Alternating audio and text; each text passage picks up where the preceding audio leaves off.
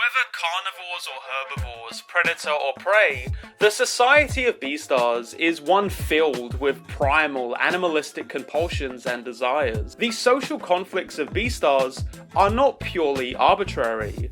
They are, seemingly, in a very literal way, baked into the brains of these characters. This is where we get psychological and horny. Hey yo, what the f- But the point is made that maybe there can be a better option than straightforward shame, dismissal, and ostracization. Maybe allowing certain issues to step into the light, to be explored meaningfully and treated with care, might offer something that a deviant label never could. So given BEASTAR's animated adaptation has currently only covered around the first 50 or so chapters of the story, I guess there's still a ton of ground to cover here. I also haven't even touched on major elements of the story, like what the hell the BEASTARS even are, or my best boy Lewis. He's a cutie, he's my best friend, and he's racist. Folks, I failed you. This video was supposed to open with a very funny joke. It was going to abruptly cut to a shot of me wearing a latex duck mask, and I was going to make a joke about becoming a furry. Sadly, I only made the eBay order like 4 business days before filming this, so all I have is this. I'm sorry. I'm sorry. I'm sorry. So instead, I'm just gonna throw up a spoiler warning here and say, hey guys, how about that teenage love story turning into mobster crime fiction crossed with shonen anime? How about them JoJo stands? How about a fucking whale? So when we last left off, I went over the first major plot of the popular manga/anime series BEASTARS. If you didn't watch it, you probably should so you understand everything I'm talking about today.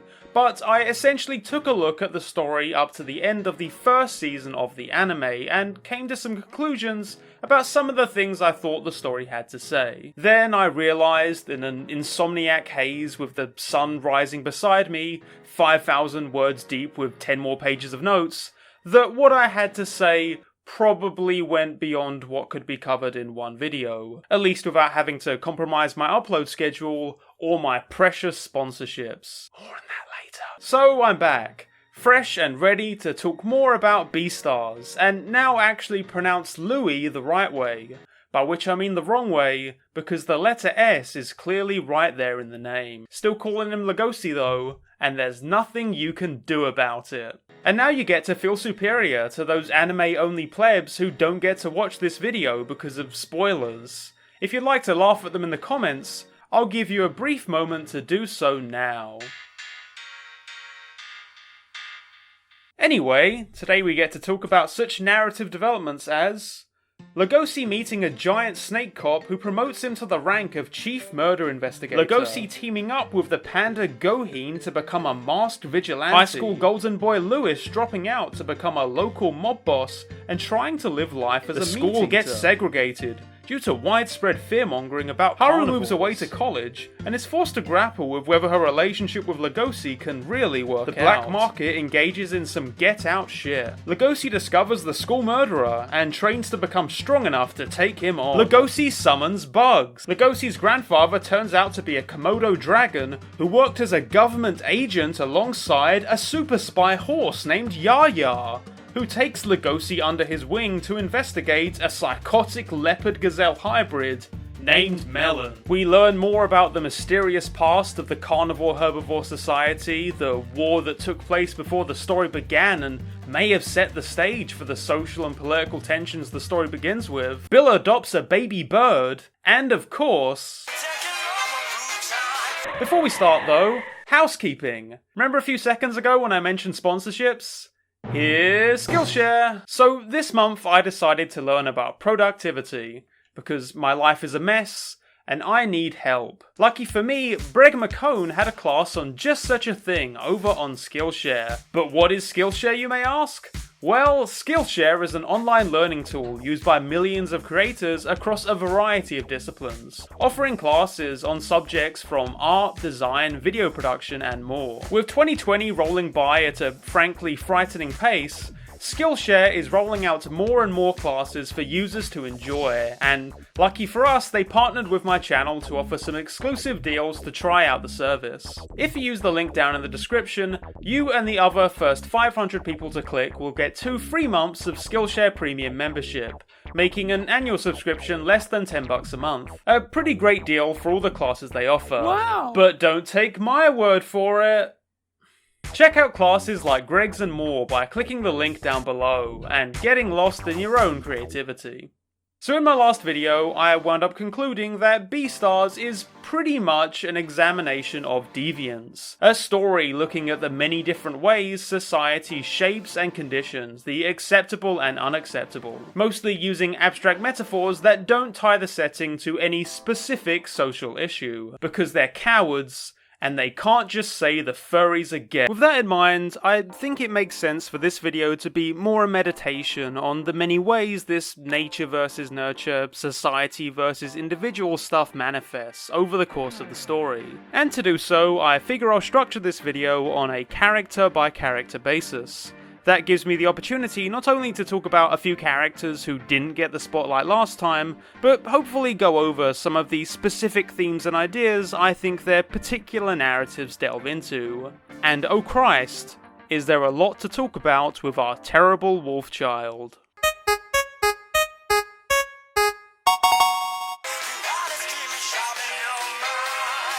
A big part of what makes LEGOSI so fitting as the protagonist for a story like BEASTARS is how he constantly forces us to re-examine one of the main questions of the narrative. In how it legislates and conditions its animal world, is the society of BEASTARS just or unjust? As I went over before, I think the first act of the story does a good job of setting up that question. LEGOSI does have dangerous, potentially deadly impulses, and as a carnivore, he's not alone in that.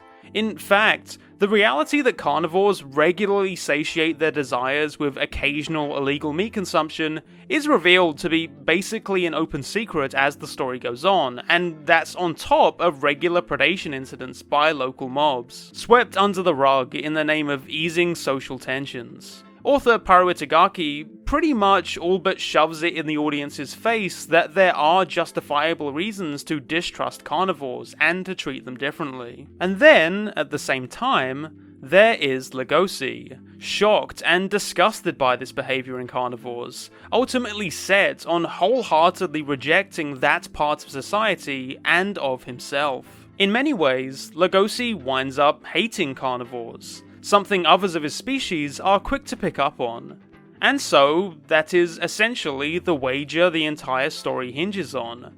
Can LEGOSI overcome his primal urges, and by extension, prove definitively that the society of BEASTARS is unjust? This is where his story continues, following the end of the anime's first season, with what I've dubbed the Celibate LEGOSI arc. So what you might not expect coming out of where the story left off is how little time LEGOSI spends with Haru in these preceding chapters. Pretty rapidly, the plot diverges from a love story about a rabbit and a wolf to a kind of Rocky training montage, and according to my notes here, it is sick as hell.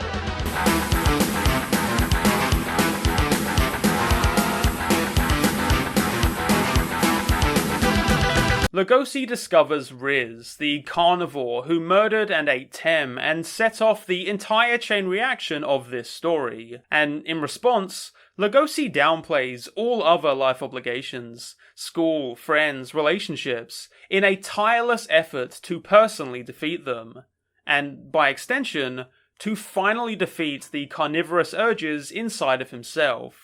This is the Who Killed Tem plot. See, when I talked about BEASTARS' commentary on normative and deviant behaviours in my last video, something I pointed out was how frequently we're shown one of the primary ways this divide gets upheld: internalized shame and resentment.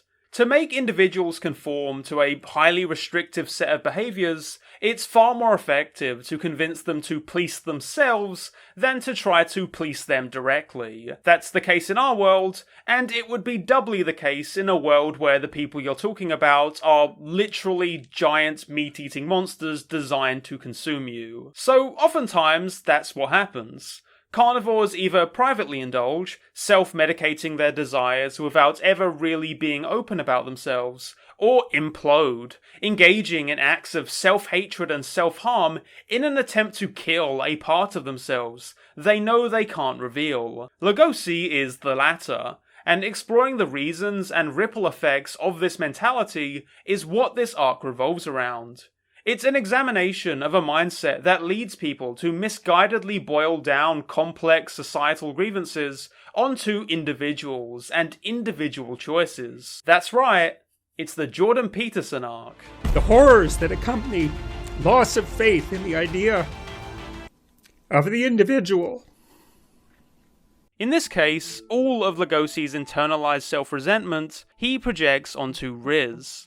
As we discover, this isn't entirely unwarranted. After all, Riz does serve as a kind of dark mirror to LEGOSI's own internal narrative. A hypothetical alternate universe LEGOSI who indulged in killing and consuming Haru at the start of the story. And much like with his animosity towards Bill earlier in the plot, it's the underlying feeling that Riz in some ways represents LEGOSI's darkest urges that propels him to take him down. It's for this reason that LEGOSI sets himself on a pretty unusual training regimen for someone like himself. He dedicates himself to a grueling exercise regime organized by Gohin, but at the same time, attempts to wean himself off of eating or desiring meat entirely. While Gohin insists that it's just not possible for a carnivore like him to get meaningfully stronger without indulging in meat consumption, LEGOSI steadfastly refuses, with the claim that by doing so, he'd be a hypocrite, as someone whose entire motivation is preserving the safety of herbivores. And this has some extremely unexpected physical effects, most notably LEGOSI's realization that while his body has become much stronger than the average wolf's,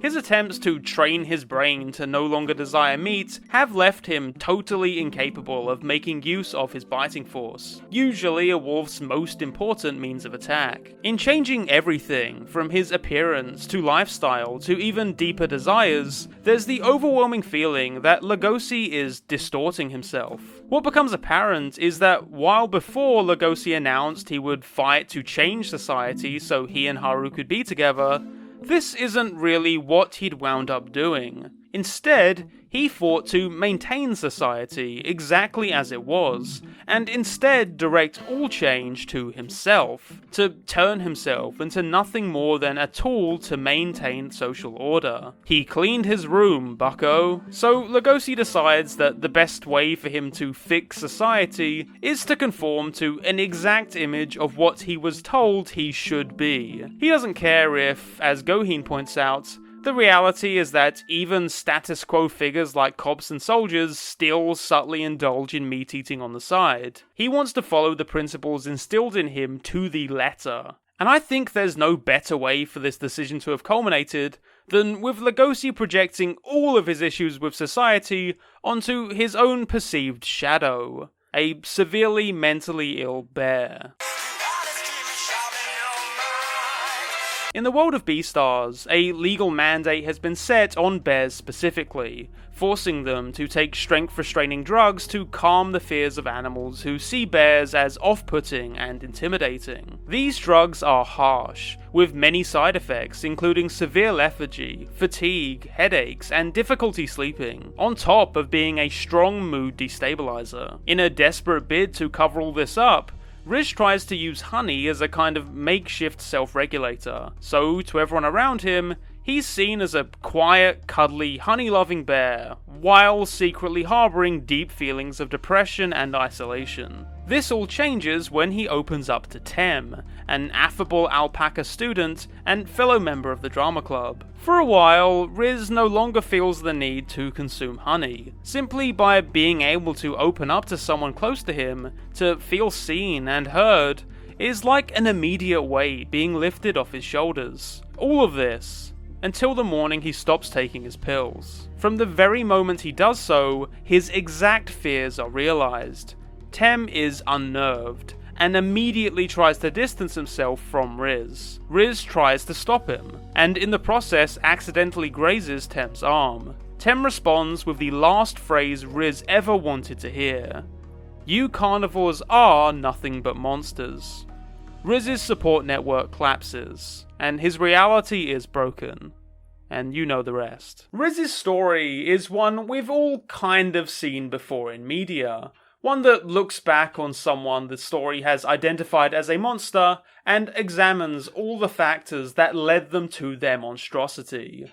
What's worth noting here is what Itagaki chose to focus on, what boils down to a chain reaction that began at a societal level. Riz attacks Tem because Tem rejects him as a shoulder to cry on. Riz needed that shoulder to cry on because of his feelings of isolation and alienation. He had those feelings in large part due to the drugs he had been forced to take, which restricted him both physically and mentally. And he'd been forced to take those drugs because of, you guessed it, society.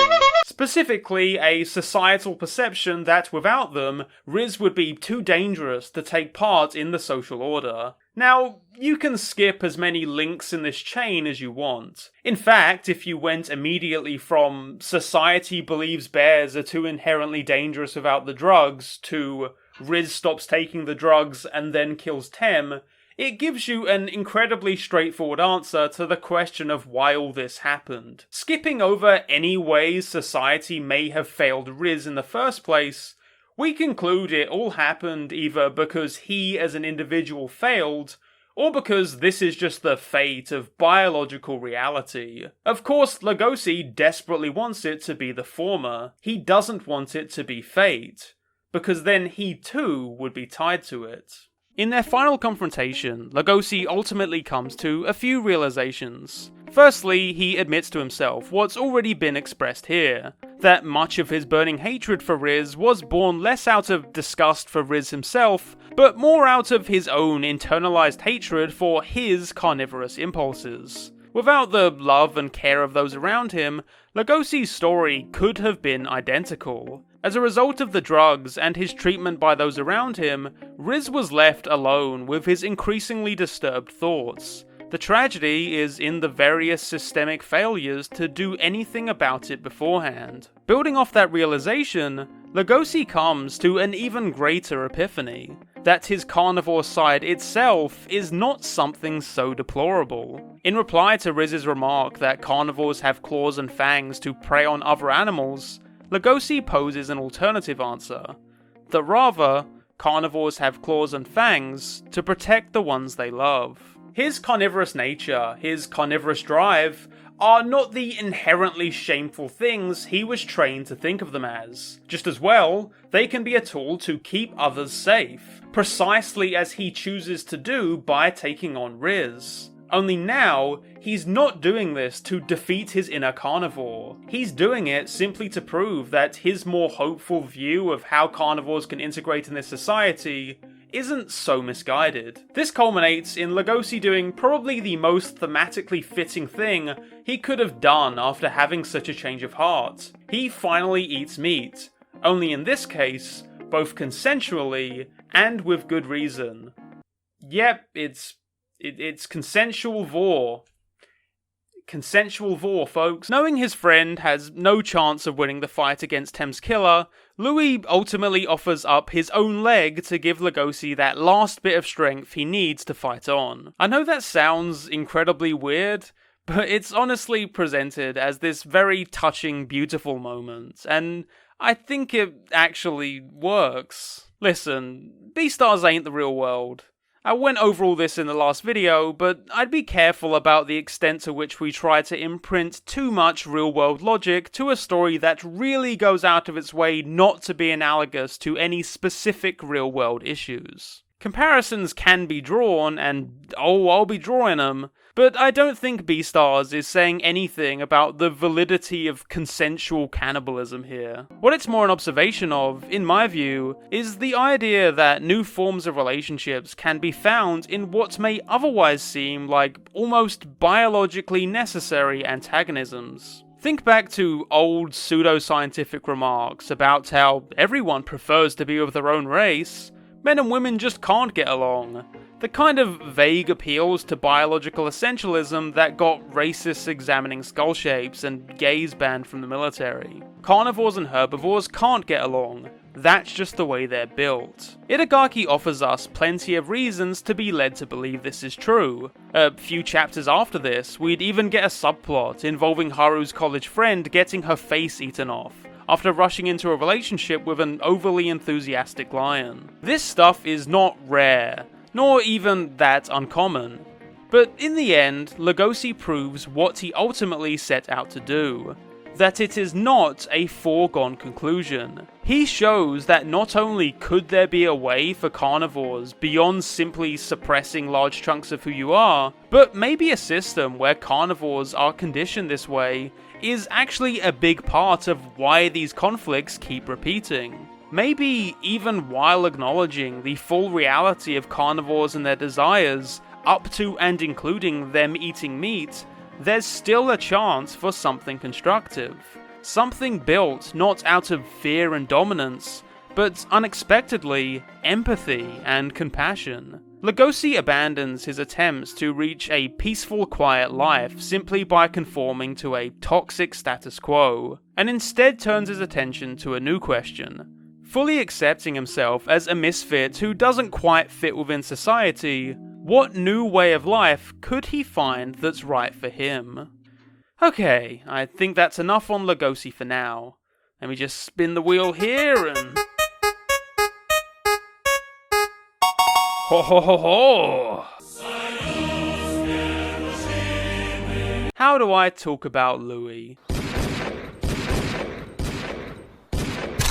Well, for starters, he's a bigoted, abrasive, bourgeois snob who's also somehow one of the best characters in BEASTARS. I don't make the rules, folks. Where BEASTARS winds up taking Louis as a character is probably one of the most unexpected and brilliant things to come out of the manga. Long story short, Louis joins a lion mafia as an opportunistic businessman, and somehow comes out of it woke.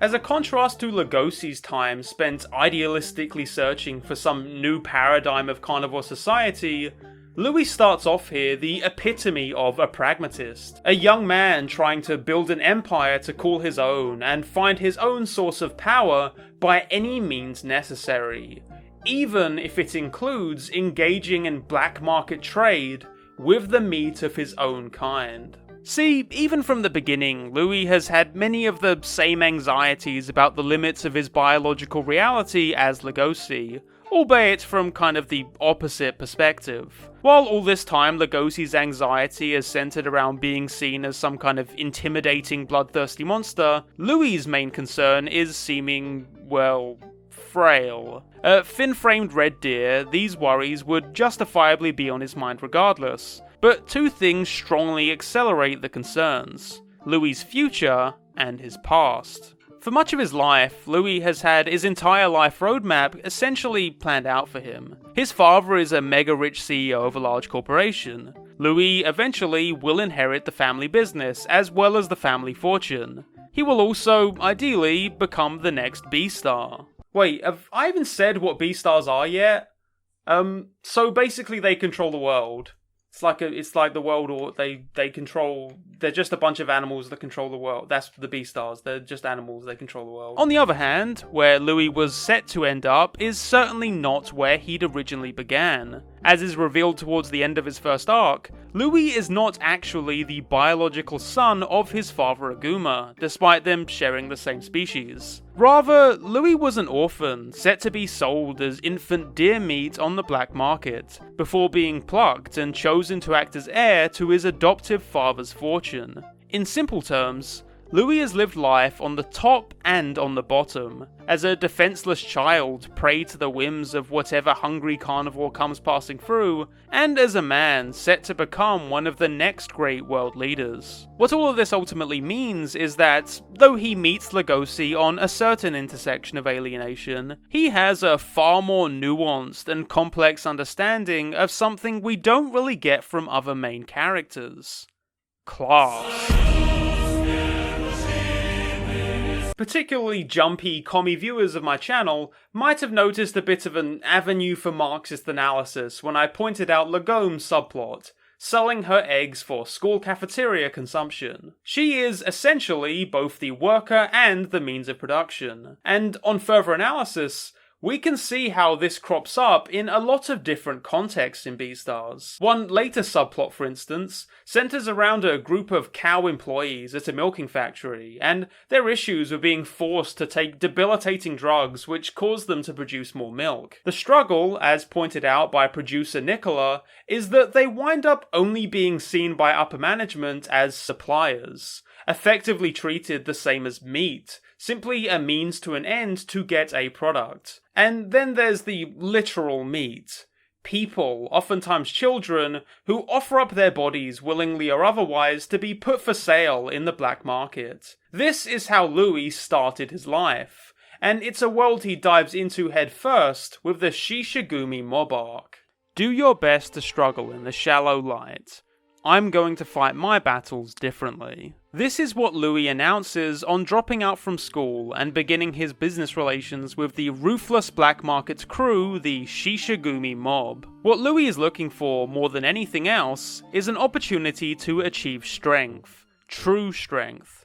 And as the son of an affluent billionaire, he knows the real way to get there. Capital. Louis' plan is simple. He will exploit the very thing he felt so ashamed of, the reality of his relatively soft, frail herbivore body, to become the new face of the fearsome Shishigumi crew and open up new business relations that might not otherwise have been possible. Where otherwise the Shishigumi would have issue building connections with the often skittish market workers and especially the more upmarket clients, now there is Louis, a well-spoken, unintimidating deer to help sell the crew and their underhanded dealings. This involves anything from the sale of herbivore meat to even the aforementioned get-out shit, with carnivores offering up their body parts to be sold as cure-alls and aphrodisiacs by elderly mega-rich herbivores. It is, in many ways, the furthest thing we could imagine from LEGOSI's own perspective.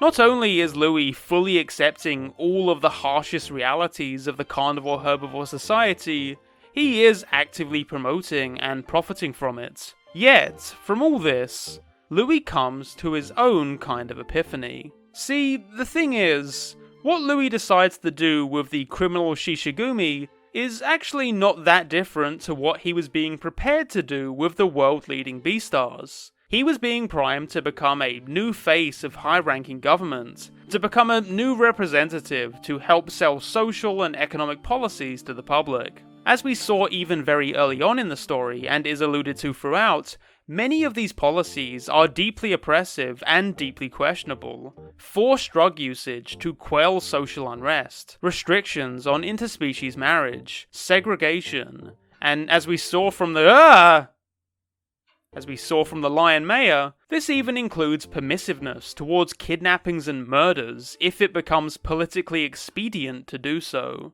And that would be Louis' job, to be the new friendly face selling these things to the public. Now, obviously, that isn't to say Louis is ever entirely comfortable with his actions. Most symbolic of this is his keeping up appearances by faking enjoyment of consuming meat, even if in reality it's something that's slowly killing him from the inside. But once again, this is him at his deepest state of nihilistic pragmatism, fully resigned to the idea that there's evil all around him and he is powerless to change it. Winners and losers, that's all there is to it. Co-ed Juno cries out to him that how he lives his life isn't up to society, and at the time, this is a notion he barely entertains. One realization changes all of this.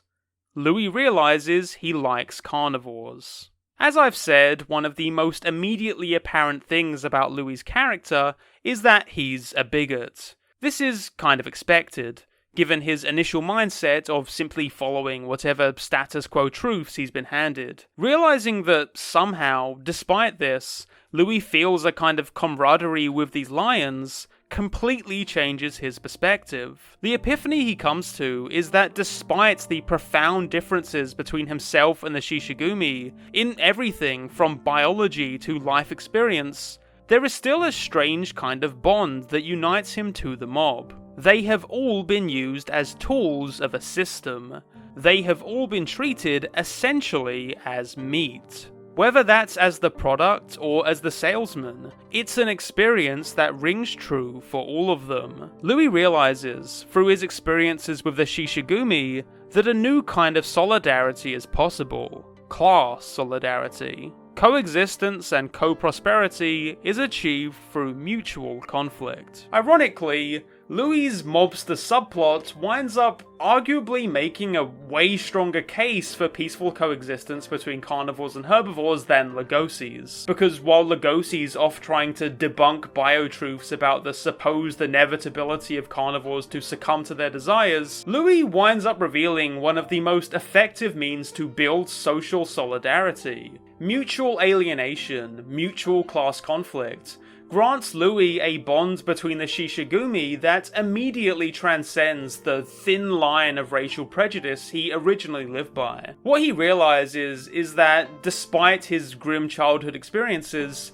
it was never really carnivores as a rule that he disliked. LEGOSI demonstrates to him that carnivores are entirely capable of escaping that monstrous archetype he'd built up in his head. And now, by actually working alongside the exact types of people who would have been putting him up for sale, he realizes the truth. That all of them were being used as cogs in a machine. Individuals just looking for some kind of safety, some kind of security, some place to belong in a society that hasn't made room for them. These divisions were largely the result not of inevitable truths, but of specifically engineered systems and structures. Yet despite them, Louis and the carnivores can find some new way to unite as comrades. He also ends up with a wolf fetish. Okay, let's take one more spin on the wheel here and see what we got.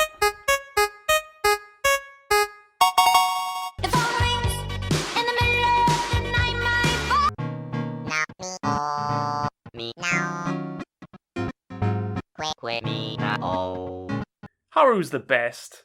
Isn't Haru the best, folks? Yeah. Yeah, she is. Screw you, mean commenters at the bottom of the website I read the unreleased volumes of the manga on. With the characterization of Haru, I think Paru Itagaki really did something special. Primarily, I think she wrote a character who's dynamic and surprising in a way I absolutely did not expect when she was first introduced. And maybe more interestingly, she was also written in a way that I feel combats one of the most troubling interpretations of BEASTARS I've seen in various discussions. So yes, today we're going to talk about the paedophilia reading. Christ. So after I released my last video, I got more than a few comments recognizing something that had been increasingly on my mind as I'd finished editing. And I just kinda shoved it to the back of my head because A, I really didn't feel like going back to writing and recording to talk about it, and B, I don't really want to talk about this at all in a fun media analysis video. Look folks, fascism, eugenics and cults are one thing, but the thing is, I really don't want to just run through this whole analysis without ever addressing it, because I do think it's legitimate.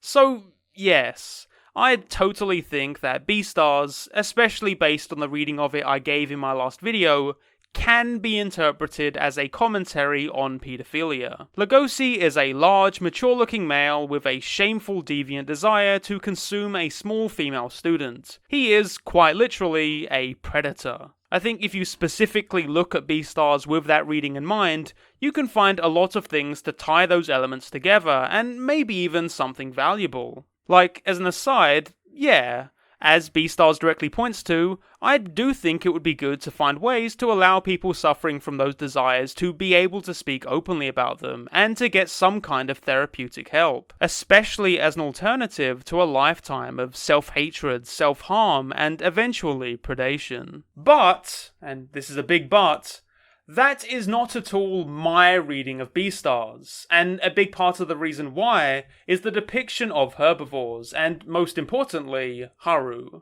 Moe is an extremely common archetype in Japanese media, especially manga and anime. Typically what it describes is a character, usually a woman, who is defined as childlike, sweet, endearing, pure, and virginal. As TV trope surmises, a character that instills in the audience the irrational desire to adore them, hug them, protect them, and comfort them. When you're on a chicken bender, grab a box of chicken tenders. Bok, bok, bok. As she's introduced to us, that's basically Haru, a cute, diminutive student of Cherryton Academy. Maybe a little on the sassy side, but ultimately not too far off that moe type. And that, undeniably, is how she's immediately perceived by LEGOSI, even if it's mixed in with a weird impulse to eat her. He even meets her with a glom.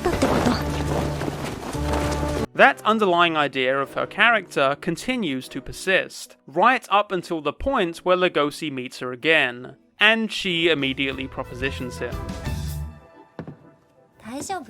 In reality, Haru does not, in any shape or form, resemble the pure, sweet, virginal archetype readers may have expected. For starters, she's not a virgin. She is a sexually confident adult who has no issue speaking openly, crudely, and assertively, even if it makes the men around her feel emasculated or uncomfortable. Haru Itagaki has herself acknowledged this, talking about how she'd assumed readers would take an immediate dislike to her for this reason, and has expressed relief that people understand her even if she isn't a pure or earnest girl.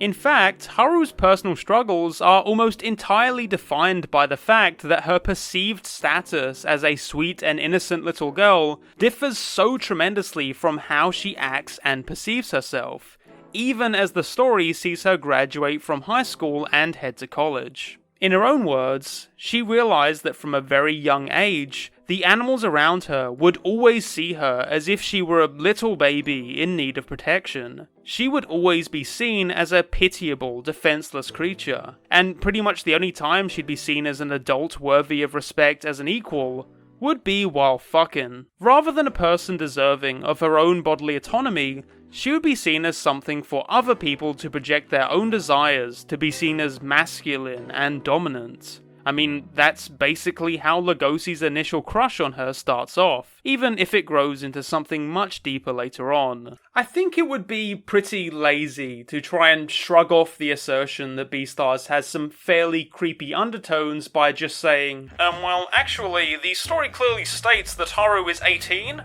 which makes her a year older than LEGOSI anyway, and, well, you see, in Japan, the age of consent is actually even lower, so even if she was under... The fact is, at the beginning of the story, she's still clearly coded that way in her small cutesy design and how she's perceived by LEGOSI. What Haru Itagaki managed to do wasn't just make excuses for this unfortunate framing, but fully embrace it and turn it into some pretty incisive feminist social commentary. Being infantilized because you're a physically small person is actually an incredibly common problem, especially with people who present as more traditionally feminine. My spouse is one of them. They're 3 years older than me. Please leave me alone. Also, they're non-binary. Could I get some NB rights in chat? In much of the world, especially in Japan, the fetishization of perceived female sexual purity is also a massive problem, resulting in a lot of slut-shaming and a lot of bizarre treatment of women in the public eye. In the Japanese music industry, idol culture gets this particularly bad. In 2013, pop star Minami Minaguchi had to shave her head as an apology to fans after breaking band rules about not being seen spending time with boyfriends. This extreme, restrictive social pressure is rife. And I just think it's really neat how Itagaki managed to take one of the most seemingly problematic elements of BEASTARS and turn it into a sincere critique of how society attempts to package women into convenient boxes, with the depiction of Haru. We get another element of this with the subplot centered around Sabun, a sportswear company employee who winds up living next door to LEGOSI. She too is largely infantilized by her mostly carnivorous co-workers, nicknamed Lamb-chan, and treated as little more than a cute subordinate by the rest of the staff. That is, until LEGOSI decides to stand up on her behalf and call out the behaviour for what it is. And in response, Sabun is utterly frustrated, because this is the dichotomy she's so sick of. The fact that it's only when he speaks up, as a tall, mature-looking male, that the situation's taken seriously, that's part of the problem. It isn't just the fact that casting Sabun in this infantile role was wrong, it's that even in addressing it, yet again that social conditioning of only really taking the tough male figure seriously has to be employed. With the introduction of Q, another small herbivore for LEGOSI to be weird about, this time one completely capable of showing him exactly how wrong he is to treat herbivores as inherently defenseless creatures that need to be protected, it seems like this is something Itagaki is going to be tackling more head-on as the series reaches its conclusion. But we're not finished yet, and I have a few closing thoughts, starting...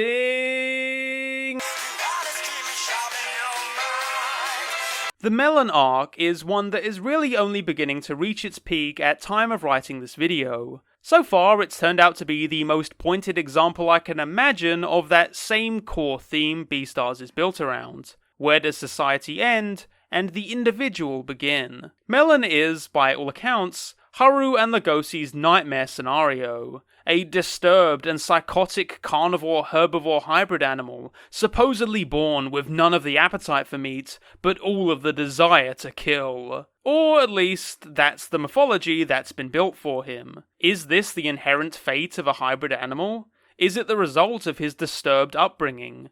Is it because of the way he was never given a place in society, seen as a predator by the herbivore kids and prey for the carnivores? As of now, neither LEGOSI, Haru, nor the audience have these answers. But with this, alongside further elaboration of the effects segregation has had on Cherryton School, I think it's plain to see the questions of how society influences behaviour will be getting greater and greater focus. So far, it seems to be reinforcing everything we learned from the Riz story, that in attempts to curtail perceived undesirable behaviour in only the most blunt, short-sighted ways, that exact behaviour may in fact only be accelerated.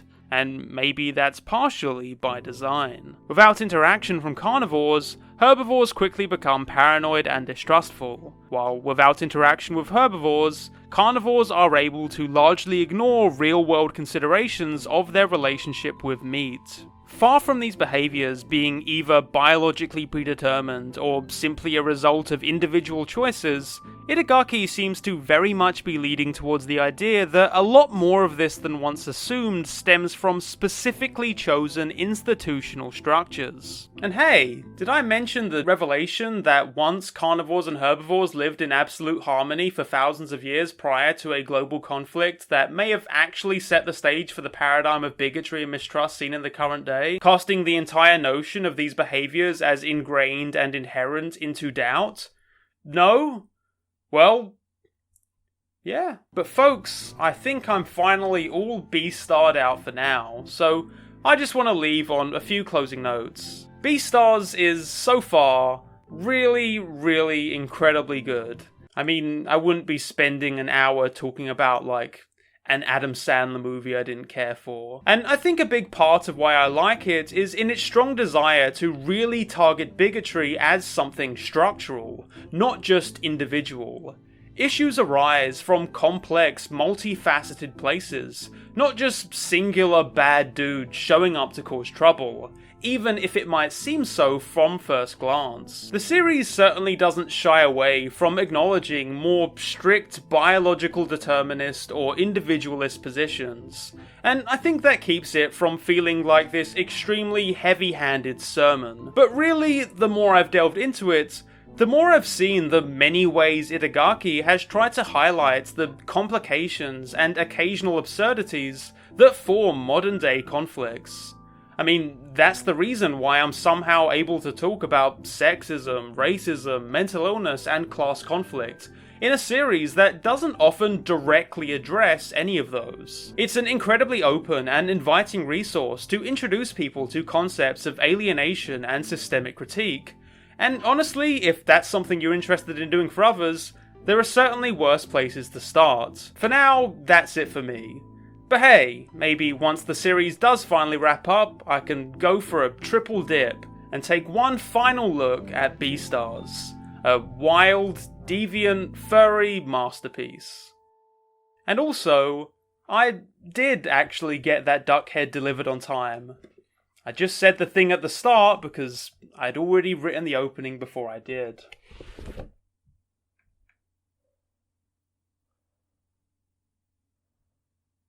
Goodbye, Dr. P. You promised you would love us, but you... Hey folks, thanks for watching. I hope you enjoyed my deeper dive into BEASTARS. If you liked the video, please feel free to give it a like, comment below on what you thought, and give it a share on Reddit, Twitter, and anywhere else. If you especially like it, please consider backing me over on Patreon to be one of the names scrolling by now. I also use Ko-fi for one-time donations. It brings me a step closer to ad-free videos and really helps keep the channel going. Today I want to give a special thanks to A. Requisant, Callan Stein, Connor D, Cal Rara, Gary Marshall, George Soros, India Charbonneau, Malpatuis, No More Worlds, and Torin the Exile, with an extra special thanks to Charlotte Allen and Leftist Tech Support. I also want to thank Skillshare for once again sponsoring me on this video. Once again, check out the link in the description for a special offer on their service. For more from me, be sure to follow me over on Twitter at LackingSaint, or check out my Twitch stream at twitch.tv/lacksaint. I promise I'll go back to using it regularly. I really want to play more XCOM. Other than that, I'll see you all next time. Thanks again for watching, love you all, and stay safe.